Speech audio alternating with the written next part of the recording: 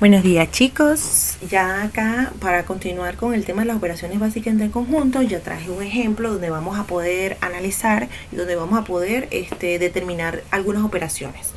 Muy bien, el ejemplo número 1 te dice analicemos el gráfico y determina las operaciones según corresponda. Primero, aquí en este gráfico de Venn, vemos los conjuntos D y los conjuntos E y el conjunto F. Y a su vez cada uno de ellos tienen sus elementos, ¿no? Muy bien, quiero que observemos acá para empezar a resolver. ¿Cuáles son esos elementos del conjunto D? 1, 2, 3, 4 y 5. Y los elementos del conjunto E, tenemos el 2, el 4, el 6, el 8 y el 10. Y los elementos del conjunto F son 3, 4, 5, 6 y 7. Perfecto, muy bien. Me voy a empezar a resolver mi ejemplo. Primero, comenté los elementos que pertenecen tanto al conjunto D como al conjunto E y al conjunto F. Muy bien. Voy a empezar a resolver las operaciones que me están pidiendo. Por ejemplo, me dicen D unión E, es decir, solamente voy a tomar en cuenta el conjunto D y el conjunto E. ¿Pero qué me están pidiendo que voy a hacer? Voy a hacer la unión y yo me recuerdo que la unión es ese conjunto que está formado por todos los elementos que están en ambos conjuntos, es decir, tanto los elementos de D como los elementos de E, y que no los voy a repetir. Muy bien, ¿cuáles son esos elementos? Tenemos el 1, el 2, el 3, el 4, el 5, el 6, el 8 y el 10. Muy bien, ya resolví la primera. Voy ahora con E intersección F. Recuerdo que lo de la intersección era solamente, o es el conjunto que está formado por esos elementos que son comunes entre ambos conjuntos. Aquí está el conjunto E y aquí está el conjunto F. ¿Cuáles son esos dos elementos que son comunes entre ambos o entre ellos dos? El 4 y el 6. Y aquí lo tengo, 4 y 6.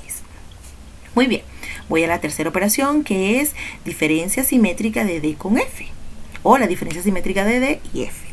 Es ese conjunto que está conformado por los elementos solamente del o está conformado por esos elementos que conforman al conjunto D pero que no pertenecen a F, y los elementos que conforman al conjunto F pero que no pertenecen a D.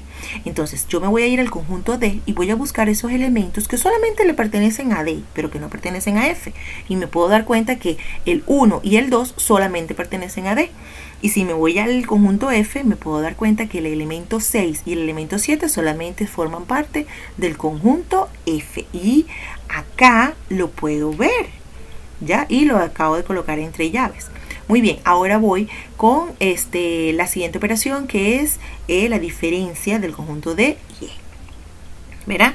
¿Cuáles son esos elementos? Solamente los elementos que están conformados por el conjunto de D. Solamente esos elementos. ¿Y cuáles son esos elementos que están conformados con D, pero que esos elementos no deben pertenecer a E? El 1, el 3 y el 5. Acá lo puedo anotar. Y luego me dicen F unión E.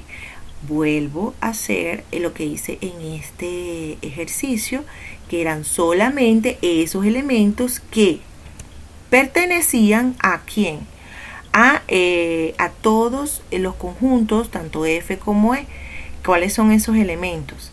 Tenemos el elemento 2, 3, 4, 5, 6, 7, 8 y 10. Muy bien. Espero que les haya gustado la explicación. Está sumamente fácil, no tiene ninguna dificultad, solamente tenemos que prestar atención y observar dónde tenemos nosotros los elementos para poder resolver posteriormente a las operaciones que nos pidan. Chicos, ya saben, para las dudas utilicemos la red en modo, WhatsApp o a través de sus comentarios acá en mi canal de YouTube.